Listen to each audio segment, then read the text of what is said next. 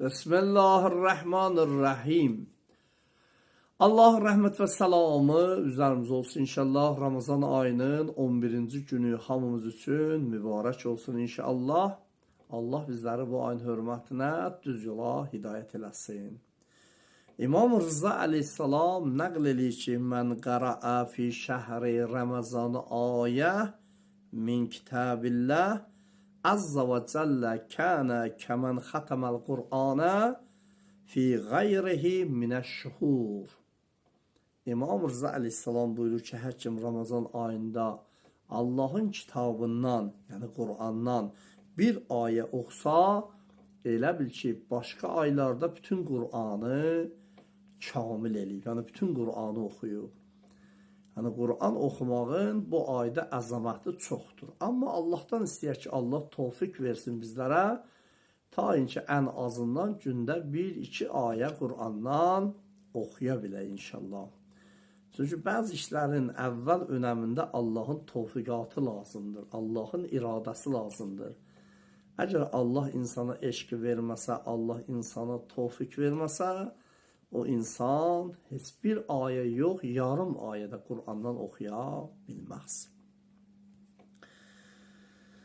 Hazreti Resulullah, Allah Peyğəmbəri nəql edir ki, likulli şeyin zəkah və zəkatul əbdan əs-siyam.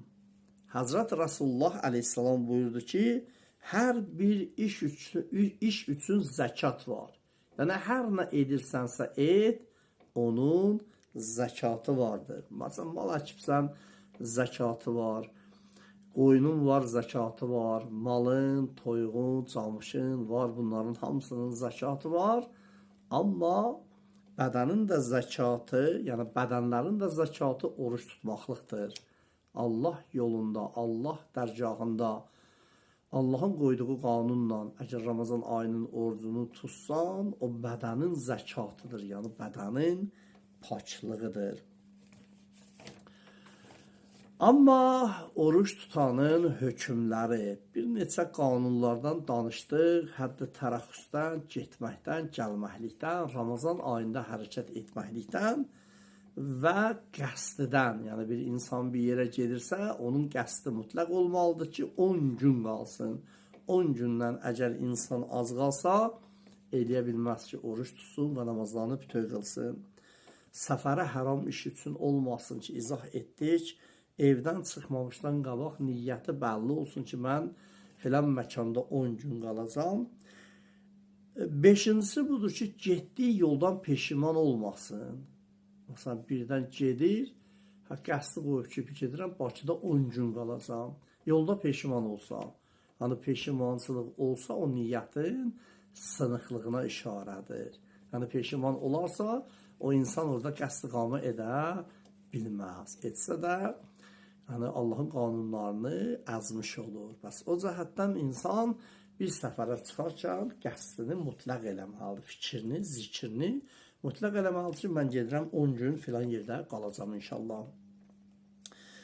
Altıncısı budur ki, bir musafir əgər bir yerə hərəkət edirsə, onun işi səfər etmək olmasın. Yəni planda olmasın ki, səfər edirəm. Əgər səfər edən insan olsa, onların artıq hökmləri başqa hökmdədir.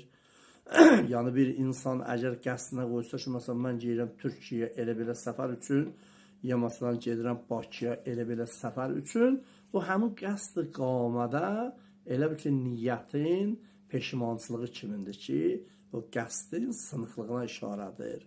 Amma bəzi musafirlər var ki, onlar artıq işi ilə əlaqədar gedirlər.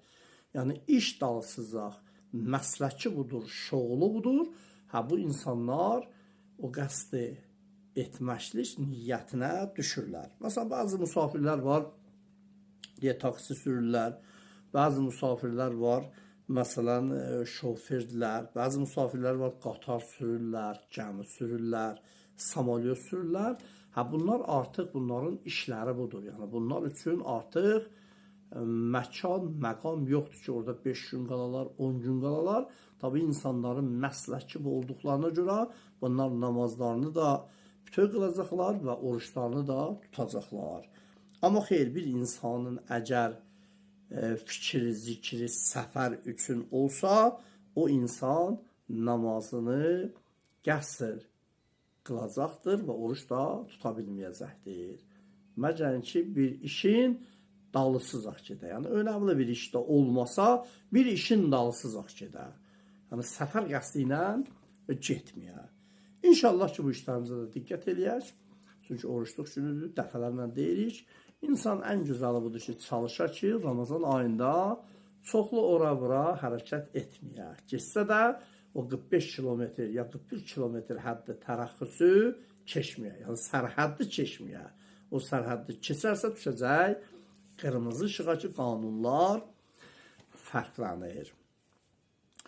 Allahdan istəyək ki, Allah Teala bu Ramazan ayında özümüzü, ata-anamızı, övladlarımızı, ailəmizi, uşağımızı bağışlasın. Cəmi xətanı, bəlanı, xəstəlikləri ailəmizdən, özümüzdən kənar eləsin. Allah Teala xəstələrimizə şəfa inayət eləsin. Qazilərimizə şəfa inayət eləsin. Onların sıxıntılarını həll eləsin. Allah Teala cəmi əsgərlərimizi qorusun. Allah Teala şəhid balalarımızın ruhunu şad eləsin inşallah.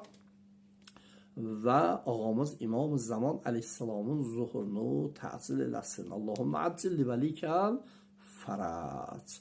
Vəssalamu aleykum və rəhmətullahi və bərəkətuh.